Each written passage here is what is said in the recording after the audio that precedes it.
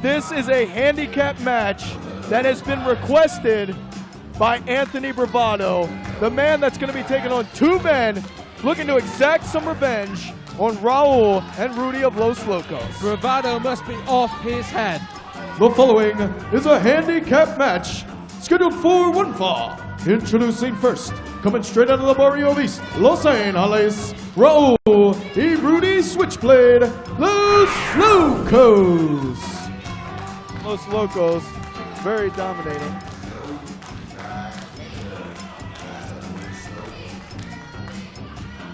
Excuse me, gentlemen.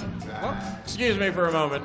I happen to know a little something that you all don't know. You're probably wondering where Beto is right now, and well, he didn't pay his dues to Rip Rogers today, so he has been suspended from ringside, so we're not going to have him out here tonight. And Raul, I know that you were looking forward to a big handicap match out here tonight. Well, me and the athletic commissioner, Tim Gunnerman, were reviewing the tapes today, and you ignited the little confrontation. You bumped Bravado last week. We reviewed the tapes. Don't sit there with that shocked look on your face. So what we've done, what the commissioner has decided to do, is that you are now suspended indefinitely until it's brought before the review board. So you are done. So the handicap match has now become a singles match. And Raul's got to leave ringside, does he not? He's got to leave DCW if he's suspended. No, you're wrong. I can do it, and the athletic commissioner can do it. It's been done. Well, you're going to be the best thing going to the back, because if you don't get out of here, you will be hauled out of here by OVW security immediately. I advise you move it on. Raul being ejected from ringside, and there was initially, last week, there was contact. That was the stipulation between Bravado and Los Locos. Referee, feel free to start a 10 count, because if he ain't out of here, they're both disqualified. And his suspension will go beyond indefinite. He better get to the back. He's gone from DCW. He did make contact with Anthony Bravado, be it a technicality or not. It was on the tape. So what was intentionally supposed to be a handicap match is now going to be one-on-one. Rudy Switchblade going to have to face the tiger that is Anthony Bravado. Well, this doesn't seem fair to me. Oh, it doesn't? No. Well, cry me a river, Limey. Looks nice and fair to me. His opponent from Syracuse, New York, Anthony Bravado. And Bravado wasting no time. Bravado's been waiting weeks and weeks and weeks to get his hands on the Locos.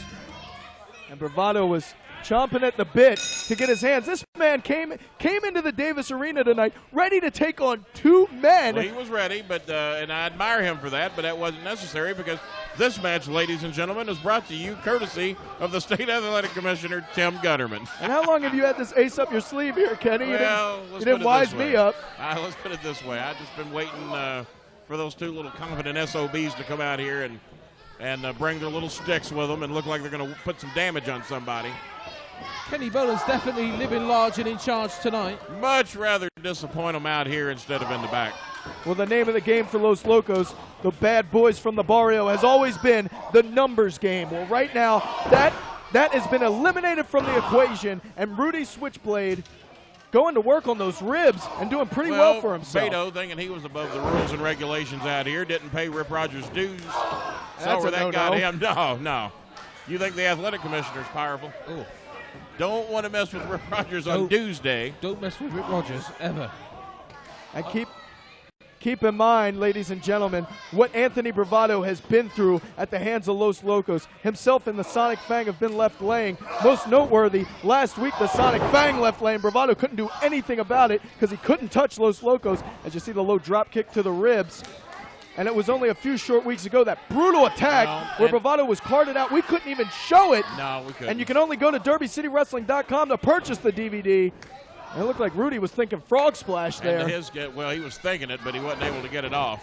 I know collectively Los Locos are unstoppable, but individually, and I know the Switchblade, he can get it done in that ring, and I've got full confidence in him tonight. He's also looking like a lonely man right now, because he's normally got a couple of his buddies out here ready to back him up in a minute's notice, and as you can tell, they're nowhere in sight.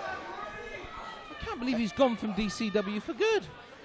And there's the snapmare takeover by Rudy Switchblade, and a stiff kick to the spine. And Rudy Switchblade, a formidable adversary. There's the shooting the half into the lateral press.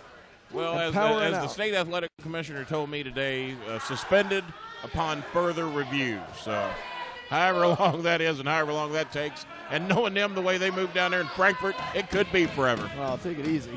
Switchblade taking control now. Look at the pain etched on the face of Anthony Bravado. It's the beginning of the year, son. It's a log jam down there. Hold on, the roll-up.